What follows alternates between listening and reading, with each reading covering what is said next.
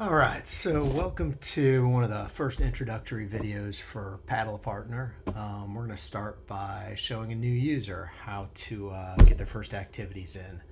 Um, First of all, this is invite only, and if I've sent you an email address, you shouldn't have this problem. But if you're trying to get to PaddlePartner and you get this message right here, access denied, that means you just haven't gotten an invite yet. Reach out to me and I'll send you one as soon as I can.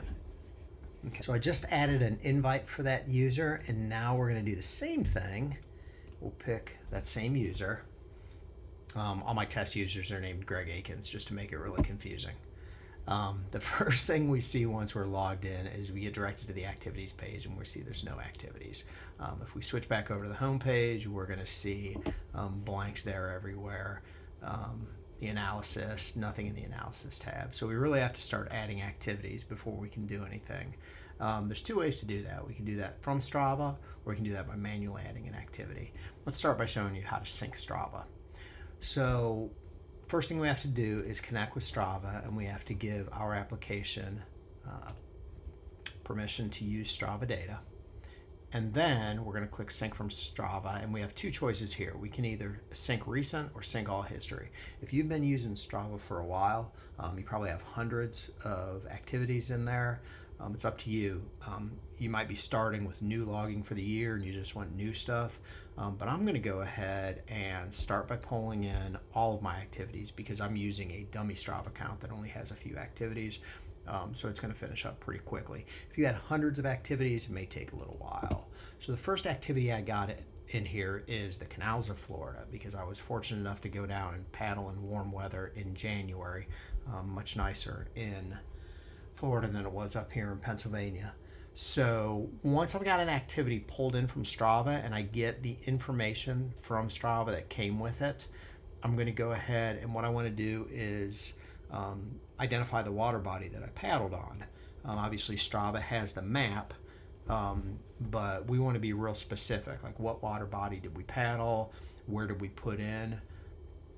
This was a new water body for me. Obviously when I was in Florida, I went down into some canals around Palm Coast and I paddled off of Long Creek Landing. So we're going to save that, and now we see that that's activity is saved there. And I'm going to add a paddle type, and for this paddler I'm going to say that that it was flat water. And one thing we can do here is we can go into settings and we can customize what kind of paddling we're doing. So let's say all I ever do is ocean paddling or flat water paddling. Now when I go back to activities and I try to edit that type, I'm only going to see those type. So now that I've got this one added, I also want to show you how to add a manual activity. And the first thing I'm going to do here is, since I don't have Strava GPS data for this one, I'm going to pull in some data myself. And let me zoom into one of my favorite paddling locations,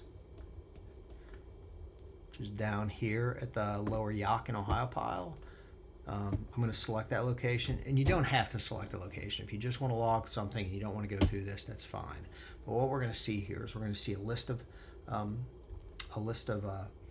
water bodies to choose from. We have ones that have been reported by the community, and these have specific sections identified. And we have ones that we just pulled out of OpenStreetMap because they were close to our location. And you know, we've already got Meadow Run in here, but for instance, if we didn't have Meadow Run, we could go down here, choose Meadow Run, and we could create a section for the river, so then it would start showing up in community. For the time being, I'm going to say I paddled on the lower section of the Youghiogheny River. I'm going to choose that. I'm going to just add a little bit of data to it. I'm going to choose a water level. Date and time is fine. I can put duration in minutes if I want to. I could put the distance if I knew it. And then create the activity. And now you can see I've got two activities here.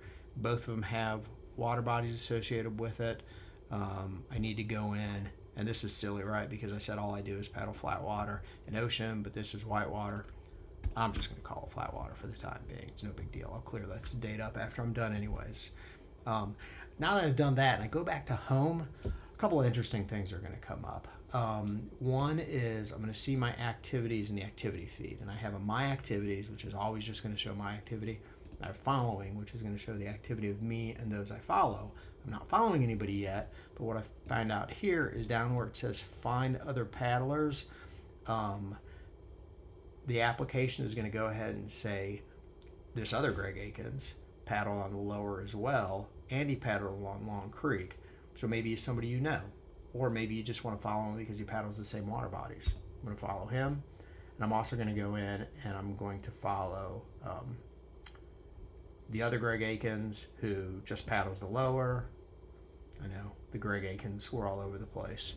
And now if I refresh that screen, I see in following, I see my paddles, but I also see paddling activities from some of the other Greg Akins that are on the application. If I go into analysis, now I start seeing the years I paddled are on there. I paddled in 2026, I paddled in 2025, 2 activities total. If I decide to just want to look at 2026, I can do that, and then I can look and see. It's going to show me I did 1 paddle in the month of January. It was a kayaking trip.